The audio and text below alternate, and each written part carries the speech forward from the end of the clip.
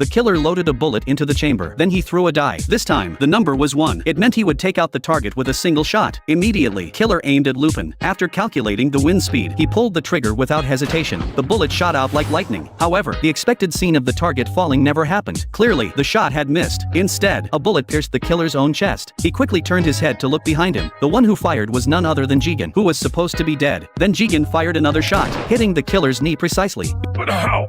I killed that arrogant son of a bitch, I'm certain of it! Still alive, though, and I'm the one who put a bullet in your left knee, in case you're wondering.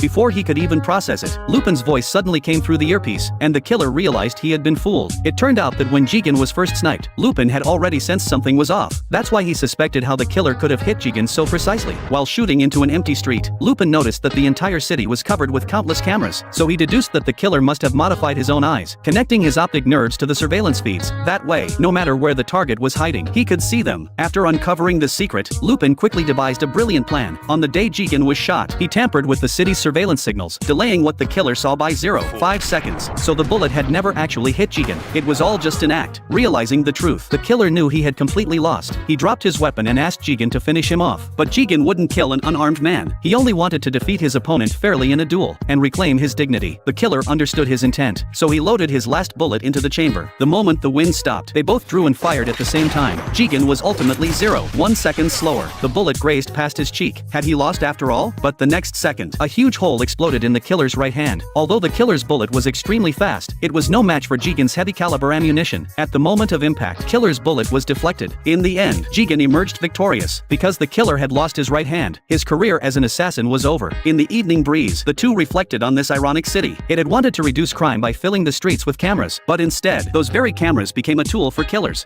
It's got a special flavor. It sure does.